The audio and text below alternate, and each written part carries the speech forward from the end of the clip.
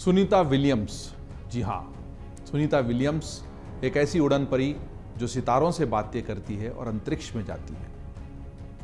अमेरिकी अंतरिक्ष agency NASA का एक मिशन पिछले कुछ समय से दुनिया भर में चर्चा का विषय बना हुआ है। इस अभियान का ताल्लुक भारत से भी है। नासा के दो अंतरिक्ष यात्री भारतीय मूल की सुनीता विलियम्स और अमेरिकी बैरी बुच विल्मोर 8 दिन की अंतरिक्ष यात्रा पर गए थे, लेकिन वे वहां 3 महीने से स्पेस स्टेशन में ही अटके हुए हैं। यहां 3 महीने से जिस स्टार लाइनर विमान से दोनों यात्रियों ने अंतर्राष्ट्रीय स्पेस स्टेशन की उड़ान भरी थी, अब वह धरती पर वापसी के लिए तैयार है। तकनीकी खामी के चलते यह यान बिना किसी अंतरिक्ष यात्री के धरती पर लौटेगा। वहीं अब सुनीता और बुच के फरवरी 2025 में वापसी की संभावनाएं हैं, उम्मीद है।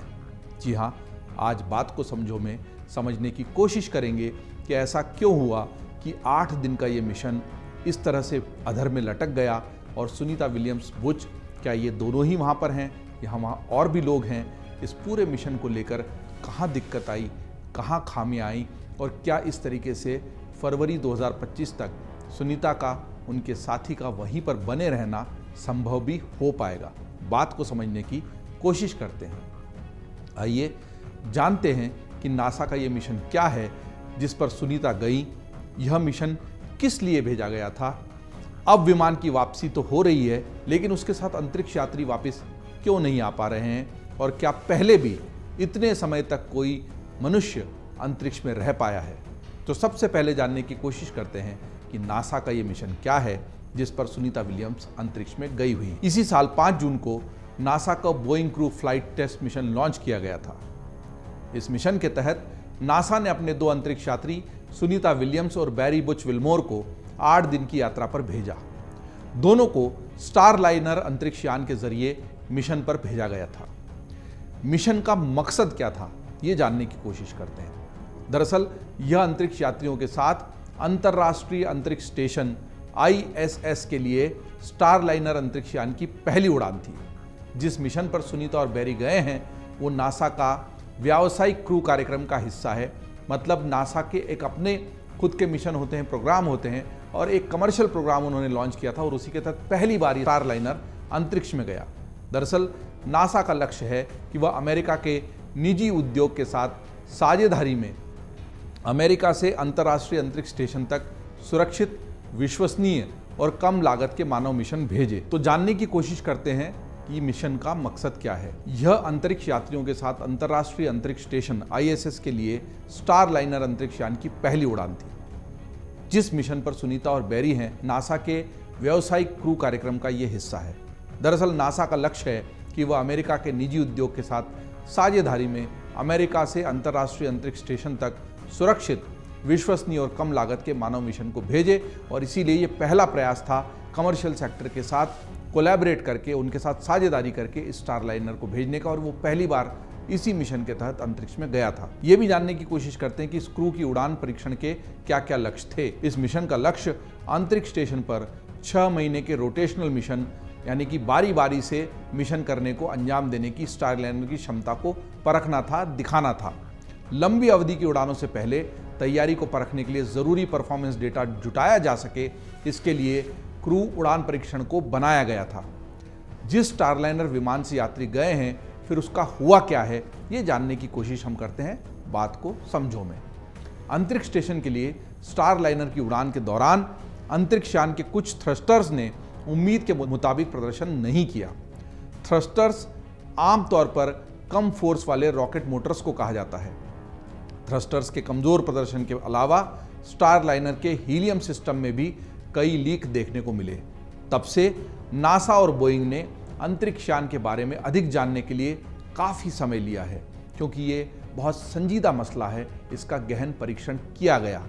दोनों ज़मीनी परीक्षण और व्यापक डेटा विश्लेषण के जरिए ये जानकारी जुटा रहे हैं। दोनों यानी बोइंग और नासा, वो ये जानकारी जुटा रहे हैं, ये पता कर रहे हैं कि चालक दल को कैसे और कब तक सुरक्षित धरती पर वापस लाया जा सके।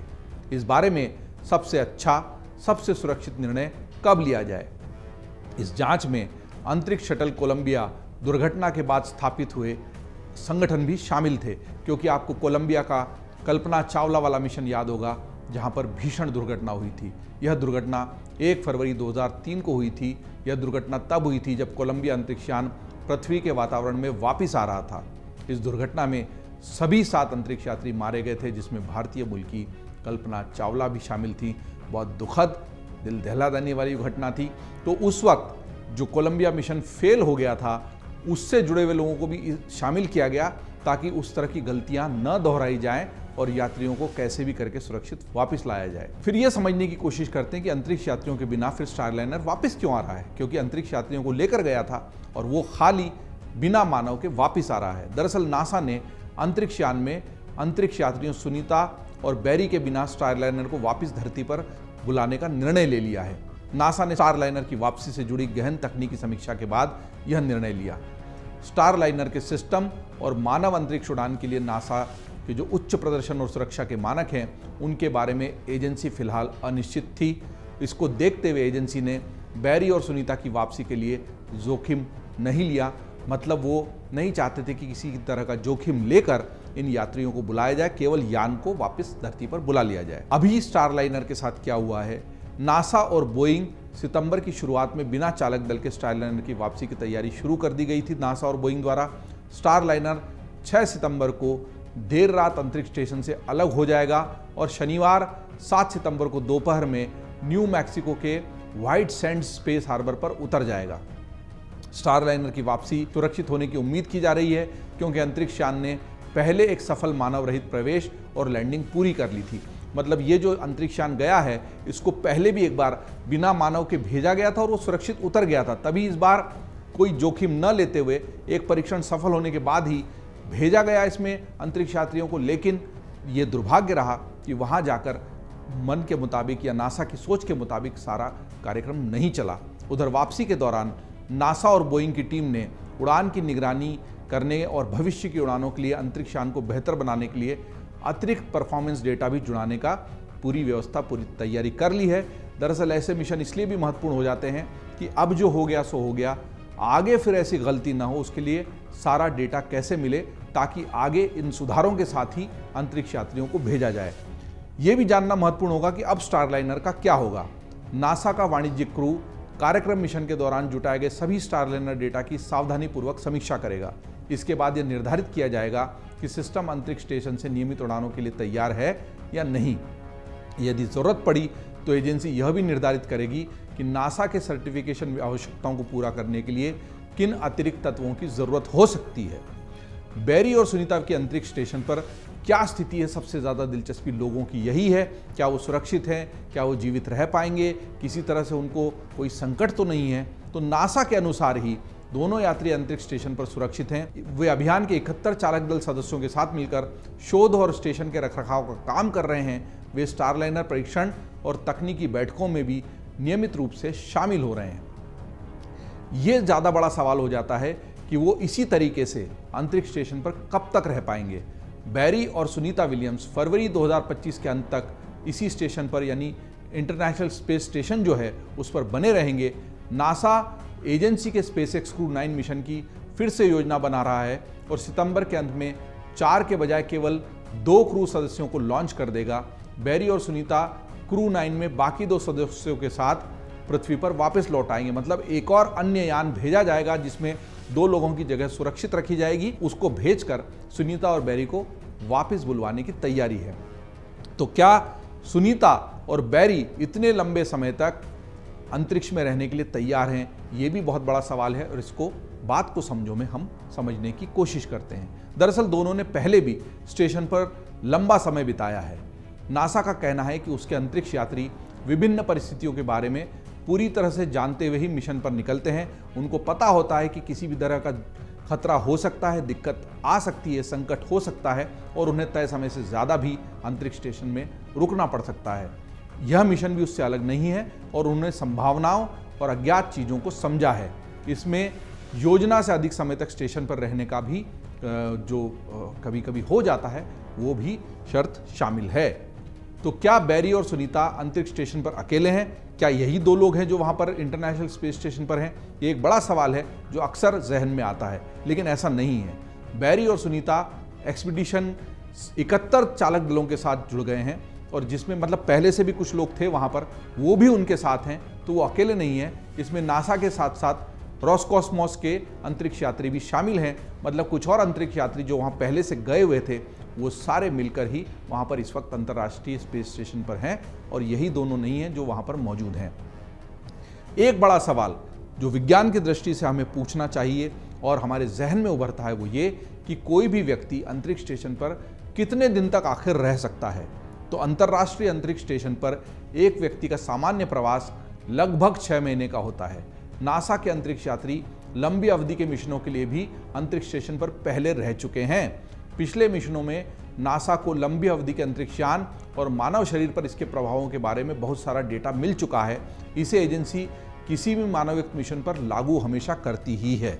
अंतर्राष्ट्रीय अंतरिक्ष स्टेशन पर सबसे लंबे समय तक रहने का रिकॉर्ड रूस के सोयूज SS-22/23 अंतरिक्ष यान के चालक दल के सदस्यों के नाम है। इनमें नासा के अंतरिक्ष यात्री फ्रैंक रूबियो और रोसकॉस्मोस के अंतरिक्ष यात्री सर्गेई प्रोकोपियोव और दिमित्री पेटेलिन भी शामिल थे। इन्होंने अंतरिक्ष में 371 दिन, मतलब एक साल से भी ज़्यादा का समय, 365 से भी ज़्यादा दिन का समय, 371 दिन बिताए थे। वे एक टूटे हुए अंतरिक्ष यान के कारण अंतरिक्ष स्टेशन पर अटक गए थे। SS-22 में शीतलक रिसाव हो गया था और रूस ने अंततः चालक दल को वापस लाने के लिए एक नया सोयूज SS-23 मिशन भेजा और इसके चलते चालक दल को 6 महीने की जगह 12 महीने तक स्टेशन पर रहना पड़ा था। तो ये भी सवाल उठता है कि क्या अंतरिक्ष यात्रियों के पास उनकी ज़रूरत की सभी चीज़ें हैं? अगर वो लगभग एक साल तक वहाँ रह लिए थे पहले, तो कैसे उनकी वहाँ पर जो सारी ज़रूरी चीज़ों की सप्लाई है वो बनी रहती है? जी हाँ, अंतरिक्ष स्टेशन पर चालक दल की ज़रूरत की हर चीज़ मौजूद है, जिसमें भोजन, पानी, कपड़े और ऑक्सीजन शामिल हैं। इसके अलावा नासा और उसके अंतरिक्ष स्टेशन के साथ ही अक्सर किसी भी वस्तु को ले जाने वाले रीसप्लाई मिशन लॉन्च करते रहते हैं। अगस्त में नॉर्थरोप गुम्मन सिग्नस अंतरिक्ष यान भोजन, ईंधन आपूर्ति लेकर इंटरनेशनल स्पेस स्टेशन पर गया था।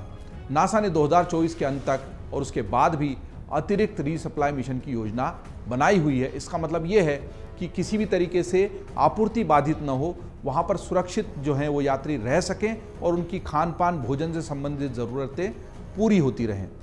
ये भी जानना महत्वपूर्ण है कि इतना लंबा समय है, कम समय के लिए गए थे, केवल 8 दिन के लिए, तो अंतरिक्ष स्टेशन पर ये यात्री बैरी और सुनीता विलियम्स क्या कर रहे हैं? दरअसल बैरी और सुनीता ऑर्बिटल प्रयोगशाला में अतिरिक्त समय बिता रहे हैं। वे स्टेशन अनुसंधान, रखरखाव और स्टारलाइनर सिस्टम परीक्षण और डेटा विश्लेषण जैसी अन्य गतिविधियों में व्यस्त हैं। हाल ही में उन्होंने कुछ परीक्षण पूरा किया है, उसमें फाइबर ऑप्टिक केबल बनाने के नए तरीके और ऑर्बिटिंग कॉम्प्लेक्स में पौधे उगाना भी शामिल है। अब सवाल ये उठता है कि क्या वे अपने परिवार और दोस्तों से बात कर सकते हैं? वो वहाँ पर हैं, गतिविधियों में व्यस्त हैं, अन्य चालक दल के सदस्य भी उनके साथ हैं, तो वो उतने अकेले भी नहीं हैं। लेकिन इसके बावजूद इतने लंबे समय तक उनके परिवार और दोस्त उनकी चिंता करेंगे, तो क्या वो उनसे बात कर सकते हैं? बैरी और सुनीता को पृथ्वी पर मिलने वाली कई सुविधाएं अंतरिक्ष में भी मिलती हैं। जब उन्होंने अंतर्राष्ट्रीय अंतरिक्ष स्टेशन पर खाली समय मिलता है, तो वे अपने परिवार और दोस्तों के साथ ईमेल, कॉल और वीडियो कॉन्फ्रेंस कर सकते हैं। इसका मतलब ये है कि अंतरिक्ष स्टेशन में, इंटरनेशनल स्पेस स्टेशन में भी ये व्यवस्था है कि खाली समय में वे अपने दोस्तों और परिवार के लोगों के साथ वीडियो कॉल कर लें, उन्हें ईमेल भेज लें, उनसे चर्चा कर लें। इससे उनका भी वहाँ मन लगा रहेगा और धरती पर उनके परिवार और दोस्तों को जो चिंता हो रही थी, वो चिंता भी कम होगी। देखिए, विज्ञान ने कितनी तरक्की कर ली है। कहाँ तो एक समय में धरती पर जीवन बसाना दुभर था और अब अंतरिक्ष में जाकर मनुष्य रह रहा है। यही मनुष्य की इच्छा शक्ति है। मनुष्य के नए नए अनुसंधान करने की जो कोशिशें हैं, उसने उनको चांद के पार ले जाकर बिठा दिया है। इस वक्त धरती से गए हुए 2 यात्री और उनके साथ अन्य चालक दल के सदस्य इंटरनेशनल स्पेस स्टेशन पर मौजूद हैं और जो वक्त उनको वहाँ बिताना था, उससे काफ़ी लंबा वक्त वहाँ बिता रहे हैं। आगे इसी तरह से विज्ञान से जुड़ी हुई इस महत्वपूर्ण घटना पर हमारी निगाह बनी रहेगी।